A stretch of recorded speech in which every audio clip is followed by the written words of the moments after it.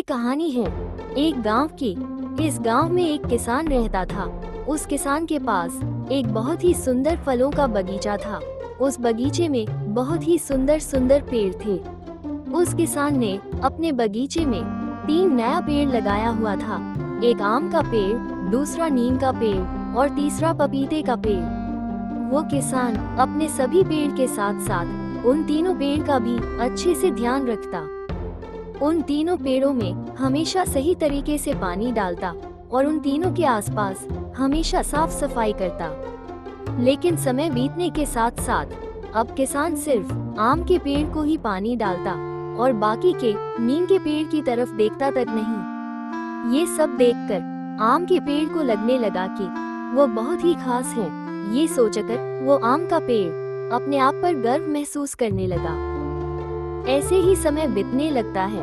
समय बीतने के साथ साथ वो तीनों पेड़ भी बहुत बड़े हो जाते हैं। अब आम का पेड़ बहुत ही सुंदर दिख रहा था। अब आम के पेड़ पर बहुत ही सुंदर सुंदर और रसीले आम निकल आए थे। उस पेड़ के आम बहुत ही मीठे और बहुत ही स्वादिष्ट थे। लेकिन वहीं पर नीम के पेड़ के फल बहुत ही कड़वे थे। इसीलिए आम के पेड़ को अब अपने आप पर काफी गर्व होने लगा। अब आम का पेड़ काफी घमंडी हो चुका था। सुनिए आम के पेड़ जी, आजकल आप मुझसे बात नहीं करते। तभी अच्छा था ना, जब हम छोटे थे तब हम कितनी सारी बातें किया करते थे। लेकिन आजकल तो आप हमसे नाराज रहने लगे हो।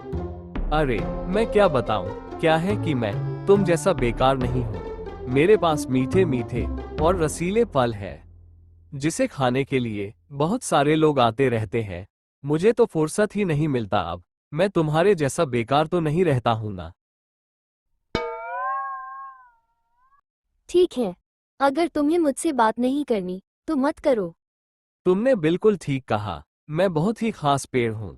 मैं बहुत ही स्वादिष्ट फल देता हूँ जिसे लोग खाने के लिए हमेशा आते ही रहते हैं और इसीलिए हर कोई मुझसे प्यार करता है। और दूसरी ओर तुम्हारे पास क्या है? तुम तो बेकार हो, किसी काम के नहीं हो। तुम्हारे जैसे लोगों के साथ बात करके मैं अपना समय खराब नहीं करना चाहता। इतना घमंड ठीक नहीं है। मैं कड़वा जरूर हूँ, लेकिन मेरा फल बहुत ही काम के हैं। मेरे फल से औषधियाँ बनती हैं। और इतना ही नहीं, मेरे पत्ते बहुत ही खास हैं। मेरे फल और पत्तों से भी औषधियाँ बनती हैं, जिसकी वजह से लोगों को बहुत ही फायदा होता है। और लोग सुबह सुबह मेरे से दातुन भी करते हैं। इसीलिए मैं तुमसे ज्यादा खास हूँ। ऐसा कुछ भी नहीं है। ये सब मात्र तुम्हारा भ्रम है। तुम एकदम बेकार हो। उन दोनों पेड़ों के बीच में एक पपीते का पेड़ भी था, जो उन दोनों के झगड़े से काफी पक चुका था। मैं कितना काम का हूँ, ये तो सभी को पता है। अब आप ही बताइए कि हम दोनों में से कौन बेहतर है। इसी तरह हर रोज आम और नीम के पेड़ के बीच खूब झगड़ा होता है। लेकिन इन दोनों के झगड़ों के बीच पपीता का पेड़ भी था, जिसे ये सब बिल्कुल भी अच्छा नहीं लगता। ऐसे ही दिन बीतने के साथ साथ उन दोनों का झगड़ा भी काफी बढ़ता जाता है। दोनों ही कहते हैं कि मैं ज्यादा खास हूँ, तो दूसरा कहता कि मैं ज्यादा खास हूँ। ये सब सुनकर अब पपीते के पेड़ से रहा नहीं जाता और अब वो बोल देता है, अरे तुम दोनों क्या हमेशा झगड़ते रहते हो? कभी तो शांति से रहा करो। अब मैं तुम दोनों से पक चुका हूँ। कभी तो शांति से रहा करो। माफ कर दीजिए पपीते के पेड़ जी, मुझे पता है कि हम दोनों के झगड़े से आपको काफी परेशानी होती है। लेकिन देखिए ना, आम के पेड़ को कुछ ज्यादा ही घमंड है। हमेशा ही मुझे नीचा दिखाने की कोशिश करता रहता है।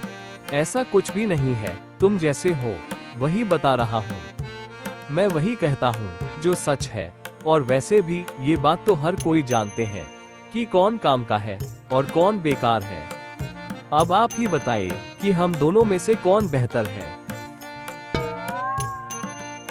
अगर तुम बुरा ना मानो तो मैं तुम्हें कुछ बताना चाहता हूँ। हाँ हाँ बताइए, मैं भला बुरा क्यों मानूंगा। तुम मीठे फल जरूर देते हो, इसलिए हर कोई आपसे प्यार करता है। लेकिन वहीं पर नीम का पेड़ भी बहुत ही खास है। नीम के पत्ते और फल कड़वे जरूर है, लेकिन वह बहुत ही काम के हैं। नीम के पत्ते और फलों से बहुत सारी अच्छी अच्छी औषधियाँ बनती है, जो लोगों को बहुत ही काम आता है। इसीलिए तुमसे ज्यादा बेहतर नीम का पेड़ है। ऐसा कुछ भी नहीं है, तुम भी नीम के पेड़ की तरह बेकार हो, इसलिए तुम भी उसकी साइड ले रहे हो। सिर्फ तुम्हारे बोलने से कुछ नहीं होगा। मैं तो ये भी कहूँगा कि तुम भी नीम के पेड़ की तरह बेकार हो और मैं तुम सभी से ज्यादा बेहतर हूँ। मेरे फल का कोई जवाब नहीं। मेरे फल बहुत ही सुंदर और काफी रसीले होते हैं, इसीलिए लोगों को काफी अच्छे लगते हैं। और वही तुम दोनों के फल एकदम बेकार है। ये बात तुम दोनों को एक ना एक दिन माननी ही होगी। आम के पेड़ की घमंड भरी बातें सुनकर वो दोनों चुप हो जाते हैं। ऐसे ही समय बीतने लगता है। समय बीतने के साथ साथ आम के पेड़ में कीड़े लग जाते हैं। इसकी वजह से आम का पेड़ काफी खराब हो गया। उसके सारे फल, फूल और पत्ते गिरने लगे, जिसकी वजह से आम का पेड़ काफी कमजोर हो गया। ये देखकर आम का पेड़ काफी उदास हो गया। आम के पेड़ की ऐसी हालत देखकर किसान भी काफी उदास हो जाता है।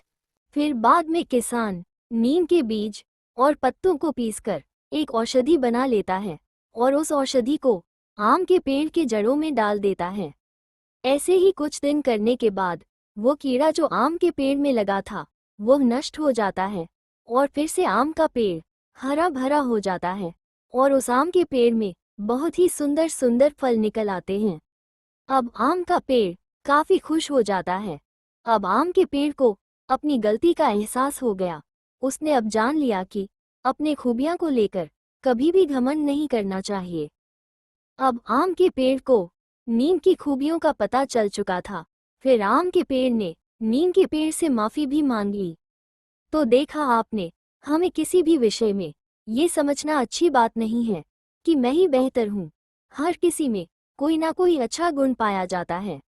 इसीलिए हमें अपनी एक अच्छाई के लिए सामने वाले को कभी भी नीचा नहीं दिखाना चाहिए, क्योंकि हर किसी में कोई ना कोई अच्छाई जरूर होती है।